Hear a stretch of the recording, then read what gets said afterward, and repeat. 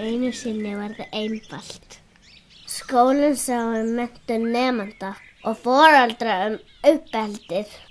Í dag eru nám og velferð barna sameiginlegt verkefni, samstarf heimilis og skóla. Það þarf heilt sveitarfélag til að ala upp barn. Skólinn er samfélag, þar sem allir hafa hlutverk, ábyrgð og skyldur.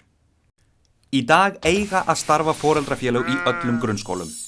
Foreldrafélagið kýs fulltrúa í skólaráð sem er samráðsvettvangur skólahaldið. Umræða og ákvarðanataka í skólamálum hefur þannig færst nær foreldrum og nemendum. Skólinn er fyrst og fremst fyrir nemendur og skólastarfið miðar að því að tryggja velferð þeirra. Foreldrar geta hagsmuna barna sína og eru sjálfkrafa í foreldrafélaginu. Hvers vegna foreldrafélag? Getur skólinn ekki bara séð þetta? Sko, jákvætt viðhorf foreldra til skólans og námsins stuðlar að betri líðan, auknu öryggi og betri námsárangri. Samhentur foreldrahópur er góð forvörn gegn einelti. Skólar eiga hins vegar að eiga frumkvæði að góðu samstarfi við alla foreldra. Hlutverk stjórnar foreldrafélagsins og bekkjarfulltrúa er ekki bara að skipuleggja viðburði og útdeila verkefnum, þó ekki megi vanmeta gott páskabingó eða hrekkjavökudiskó til að hrista hópinn saman. Eitt mikilvægasta verkefni foreldra er að ræða saman og skilgreina hvernig þeir haga samstarfinu börnin. Og þar sem foreldrarnir eiga ekki leið í skólan daglega er mikilvægt að þeir fái tækifæri til að hittast og spjalla og líka til að kynnast starfinu í skólanum.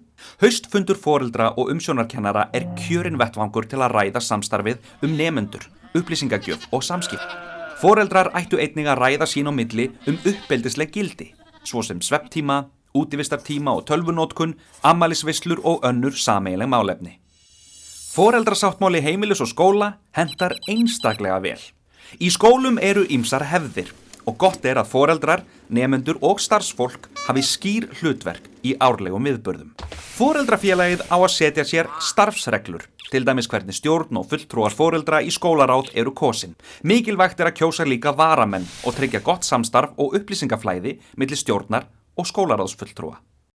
Góð regla er að halda aðalfund að vori, útbúa starfsáætlun og hóa saman bekkjarfulltrúum að hausti til að ræða verkefnin framundan og ákveða hver gerir hvað. Stjórn foreldrafélags ætti að hitta stjórn nemendafélagsins til að kynnast helstu hagsmunamálum þeirra. Hvað vilt þú gera til að gera skólan betri? Vertu með.